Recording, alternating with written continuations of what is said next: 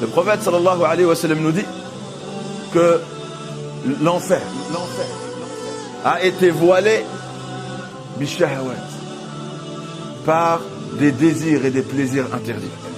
Wa hujibatil jannatu bil makarih. Et le paradis a été voilé par des actions que notre nafs n'aime pas, repousse, déteste souvent. Il a été rapporté que quand Allah Azza wa Jalla il a créé le paradis, il a demandé à Jibril alayhi salam d'aller voir le paradis.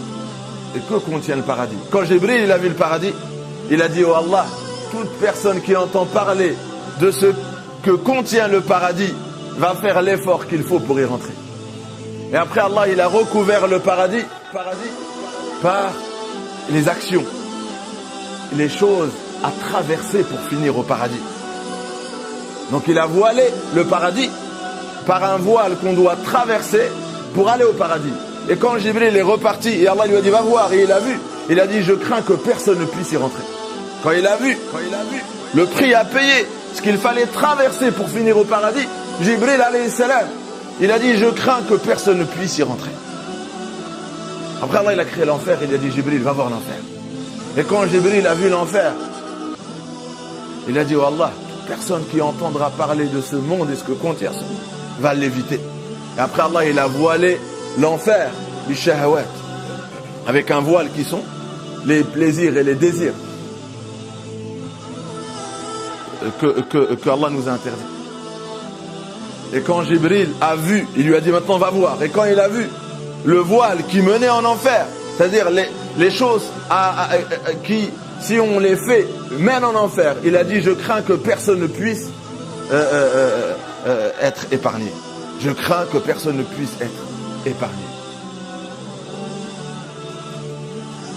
Ce hadith nous explique que les portes du paradis et les portes de l'enfer sont déjà sur terre. On est dans une dimension où on peut, par les actions que nous choisissons de faire tous les jours, passer à une autre dimension. C'est-à-dire les portes du paradis sont sur terre et les portes de l'enfer sont sur terre. Maintenant, c'est à toi de te poser la question. Quand le prophète sallallahu alayhi wa sallam te dit que le paradis, pour aller au paradis, pour finir au paradis, tu dois traverser un voile qui est sur terre. Et ce voile, il a appelé le makari, des choses que ton âme, que ton nefs n'aime pas forcément. Comme Allah dit dans le Coran, Allah vous a prescrit le combat alors qu'il est détestable pour vous. Mais peut-être que vous détestez quelque chose, mais qui est en réalité un bien pour vous. Et peut-être que vous n'aimez pas quelque chose, vous aimez quelque chose et c'est un mal pour vous. C'est Allah qui sait, vous ne savez pas. De la même façon que tu veux éviter l'enfer, mais tu es en train de faire ce qui mène en enfer. Et c'est ça le défi. Allah il dit: les bienheureux, ceux qui réussiront leur passage sur terre, c'est ceux qui s'écarteront de l'enfer et iront au paradis. Et comment on s'écarte de l'enfer et on va au paradis sur terre? Puisque les portes sont là. S'écarter, c'est s'écarter de l'enfer. C'est s'écarter des portes de l'enfer. Et les portes de l'enfer, ce sont des actions que peut-être on fait encore aujourd'hui. Il faut fermer toutes les portes de l'enfer. Si tu vois que dans ta vie, ces portes sont ouvertes et c'est des portes que tu traverses tous les jours, ben sache que c'est l'enfer. On n'est pas égaré, alhamdoulilah. Allah il nous a donné le Coran. Il nous a montré c'est quoi ces portes.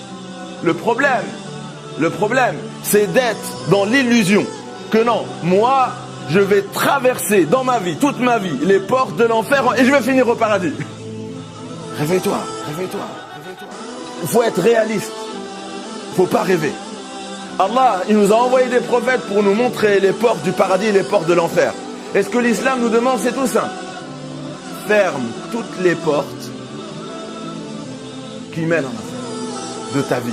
Dans ta vie à toi, ferme-les. Et n'ouvre qu'une porte qui mène au paradis. Et on connaît, ce sont des actions.